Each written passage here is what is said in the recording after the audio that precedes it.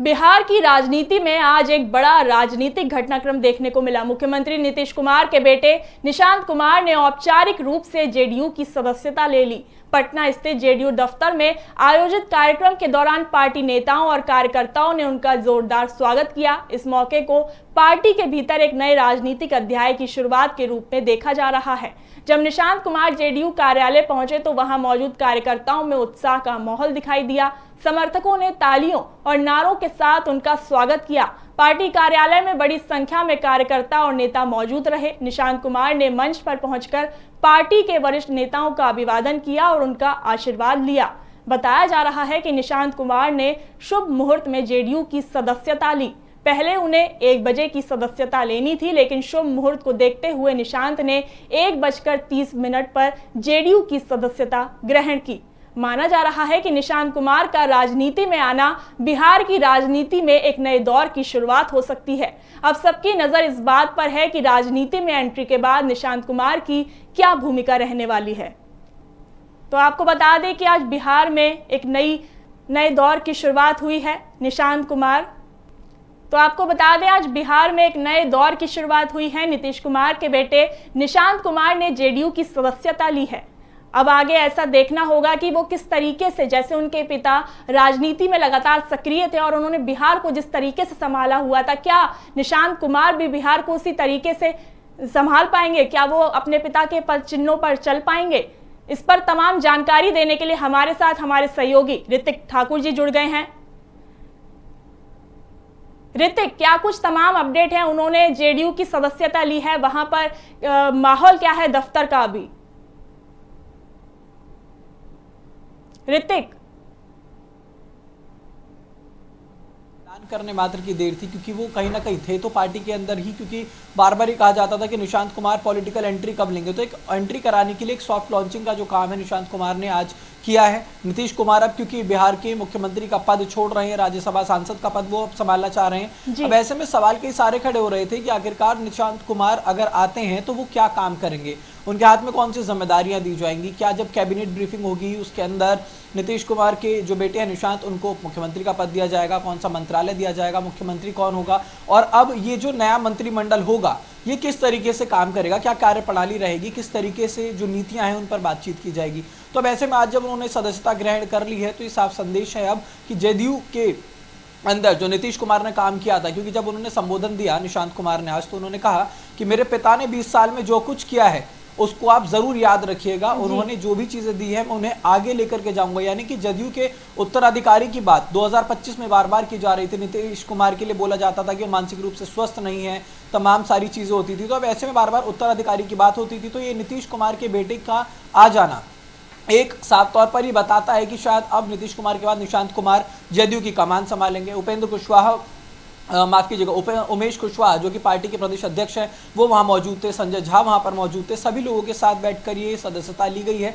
अब आने वाले समय में पता लगेगा कि निशांत कुमार किस तरीके से काम करते हैं। पढ़निका जी ऋतिक, देखा जाए तो निशांत कुमार को राजनीति की अभी कोई अनुभव नहीं है, क्योंकि वो एक इंजीनियर हैं। वो कभी कैमरे के सामने नहीं आए, हमेशा कैमरे के पीछे रहकर उन्होंने काम किया। अब जब उन्होंने जेडीयू की सदस्यता ले ली है और वो पूरी तरह से जेडीयू में राजनीति में सक्रिय दिखाई देंगे, तो आपको क्या लगता है वो किस तरीके से जमीनी हकीकत समझ पाएंगे लोगों के बीच जाकर? जिस तरीके से उनके पिता ने लोगों को समझा, बिहार को आगे ले गए, अब आपको क्या लगता है क्या निशांत कुमार भी अपने पिता की तरह बिहार को आगे ले जा पाएंगे? देखिए पढ़निका, दो बातें हैं कि जब एनडीए चुनाव लड़ रहा था तो एनडीए इस बात पर निशाना साधता था महागठबंधन की तरफ कि नीतीश कुमार भी बार बार इस बात को बोलते थे कि लालू यादव ने विरासत में जो पार्टी है आरजेडी वो तेजस्वी यादव को दे दी है। उसके बाद कांग्रेस की बात होती थी, वो कहा जाता था कि वो राहुल गांधी है। ये परिवारवाद जो चलता आ रहा है, परिवारवाद की बात करते थे, परिवार पोषक पार्टियों की बात करते थे, और ये कहा जाता था कि हम बिल्कुल भी परिवार पोषक पार्टी तो नहीं है। इसी वजह से नीतीश कुमार को भी बार बार बोला जाता था, क्योंकि हरनौत विधानसभा है, तमाम ऐसी सीटें थी जहां से वो उस वक्त भी निशांत कुमार को चुनाव लड़ा सकते थे। लेकिन पढ़ने का समझने वाली बात यह कि हो सकता है कि निशांत कुमार चुनाव लड़ते और पहली बार में वो चुनाव हार जाते, क्योंकि यही चीज नीतीश कुमार के साथ हुई थी। जब नीतीश कुमार ने पहली बार चुनाव लड़ा था तो वो चुनाव हारे थे, उसके बाद दोबारा चुनाव लड़ा, वो दोबारा चुनाव हारे, तीसरी बार वो चुने गए थे, जो कि निर्दलीय प्रत्याशी के रूप में चुने गए थे। तो नीतीश कुमार बाकायदा मुख्यमंत्री थे, वो नहीं चाहते थे कि मेरा जो बेटा है वो हारे। बार बार ये कहा जाता था कि हम परिवारवाद नहीं करते, लेकिन जब एनडीए जीतती है, 202 सीटों पर काबिज होती है, उसके बाद सबसे पहला जो कदम परिवारवाद, जो लोग कहते थे कि हम परिवारवाद नहीं करते, सबसे पहले उपेंद्र कुशवाहा की पार्टी यानी कि आरएलएम, उनकी पार्टी के भी 3 से 4 विधायक जीतते हैं, लेकिन उन्हें मंत्री पद नहीं दिया जाता। मंत्री पद दिया जाता उपेंद्र कुशवाहा के बेटे को, जो कि एमएलसी भी नहीं थे। मंत्री पद उन्हें पहले मिला है, एमएलसी वो बाद में बनेंगे। पहला एग्जांपल आपके पास ये आ गया कि वो परिवारवाद करते हैं। नीतीश कुमार को बार बार कहा जाता था कि आप उत्तराधिकारी घोषित करिए, उन्होंने कहा नहीं, मुझे कोई जरूरत नहीं है, निशांत को अभी बिल्कुल पॉलिटिक्स में लाना नहीं है।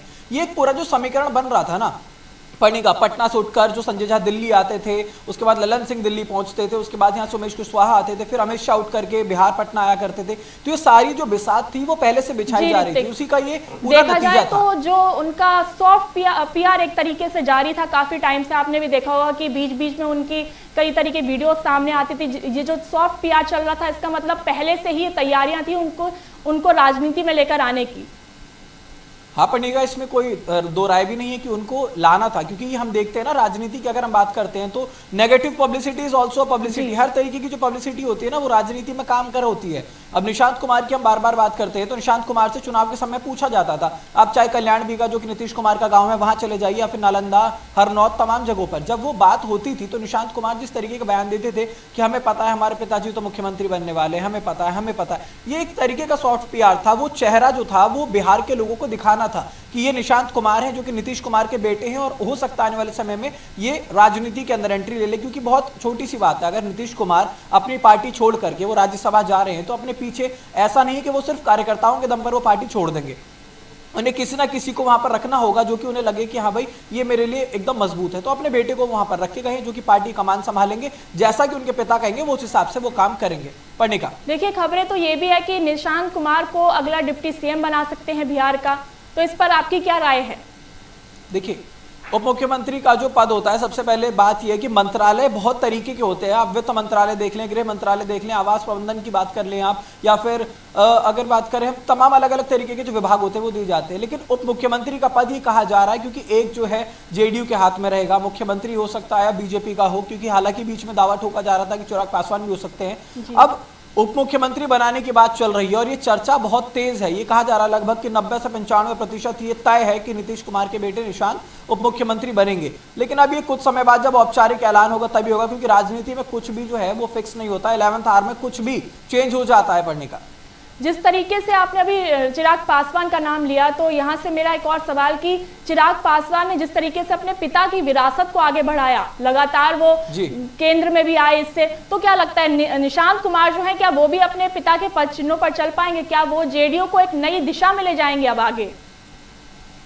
अच्छा सवाल पूछा पढ़ने का आपने। देखिए, रामविलास पासवान की अगर हम बात करें तो रामविलास पासवान अलग तरीके की नीतियों पर चला करते थे। रामविलास पासवान के रहने से तमाम सरकारें चली हैं। लोगों के लिए रामविलास पासवान एक बैकबोन का काम करते थे। रामविलास पासवान ने कभी भी ये नहीं देखा था कि शायद उनके बेटे चिराग पासवान भी आएंगे, क्योंकि आपने देखा था चिराग पासवान बॉलीवुड इंडस्ट्री में अपना जो परचम है वो लहराने की कोशिश में, तो उसके बाद वो यहाँ पर आए राजनीति में।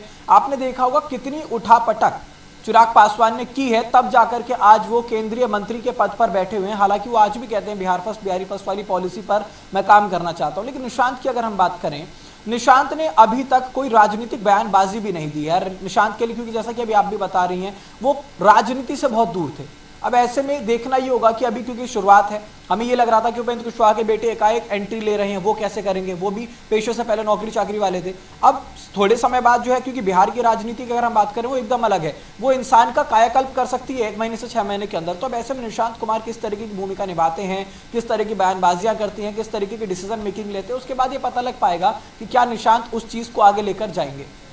ऋतिक, कल जो निशांत कुमार हैं वो जेडीयू के कार्यकर्ताओं के साथ मिलकर राजनीति को समझने की कोशिश कर रहे थे, उनसे कुछ वार्तालाप कर रहे थे, तो आपको क्या लगता है कि अभी उन्हें राजनीति को और सही ढंग से समझने की और जरूरत है? इस पूरे मुद्दे पर आप क्या कहना चाहेंगे? देखिए, परिपक्वता जो होती है पर्णिका वो बेहद ज़रूरी होती है। वो हर प्रोफेशन में ज़रूरी होती है, चाहे वो राजनीति हो, चाहे वो कोई भी हो, चाहे हम मीडिया की बात कर लेते हैं। परिपक्वता इसलिए बहुत ज़्यादा ज़रूरी हो जाती है क्योंकि आप कोई भी डिसीजन जब लेते हैं तो आपको ये पता होता है कि इसके डूज एंड कॉन्स क्या है, इसका क्या फ़ायदा होगा, इसका क्या नुकसान होगा। अब निशांत कुमार अगर बिहार में आ रहे हैं, देखिए नीतीश कुमार की एक सिंपल पॉलिसी थी जिस पर वो बार बार काम करते थे। महिलाओं को लेकर उन्होंने बहुत काम किया, जैसे कि वहाँ की महिलाएं सबसे ज्यादा जो परेशान है वो इस बात को लेकर होती है, क्योंकि चाहे आप महिला रोजगार की बात कर लीजिए, 2000 रुपए देने की बात कर लीजिए, विधवा जो है महिलाएं उनको पैसे दिए जाने की बात होती है, वृद्धा जो है उनको पैसे दिए जाने की बात होती है। उसके बाद शराबबंदी सबसे बड़ा अगर बात करें तो गेम प्लान था वहां पर नीतीश कुमार का, जो ये बताते हैं कि जो डोमेस्टिक वायलेंस था उससे उन महिलाओं को बचाने का काम नीतीश कुमार ने किया। तो एक लोकप्रियता जो थी नीतीश कुमार के अंदर उनको लेकर बढ़ती थी। अब निशांत कुमार किस विजन के साथ आगे बढ़ रहे हैं, क्या वो विजनरी हैं उस हिसाब के जैसे नीतीश कुमार थे? क्योंकि निशांत कुमार की अगर बात ना करें, नीतीश कुमार की बात करते तो वो वन टाइम पॉलिटिशियन है, उनका नाम इतिहास में अब दर्ज हो चुका है जिस तरीके के उन्होंने काम किया। क्योंकि नेता बहुत सारे होते हैं पढ़ने का, लेकिन ऐसे में आपके पास जो विजन होता है आप उसको लेकर आगे चल रहे हैं, चाहे कितनी भी दिक्कत हो, परेशानी हो, लेकिन सरकार उन्होंने चलाई, जो बात उन्हें रखनी थी, जिस चीज पर उन्हें अड़िग रहना था वो रहे। तो यही चीजें जो होती है पॉलिटिशियंस को एक अलग पहचान देती है। वही निशांत कुमार में अब देखना होगा कि क्या आने वाले समय में वो इस तरीके की भूमिका निभाते हैं, क्या वो अपने पिता की जो विरासत है उसे आगे लेकर के जाते हैं पढ़ने का। ऋतिक, बहुत बहुत शुक्रिया आपका हमारे साथ जुड़ने के लिए और तमाम अपडेट देने के लिए।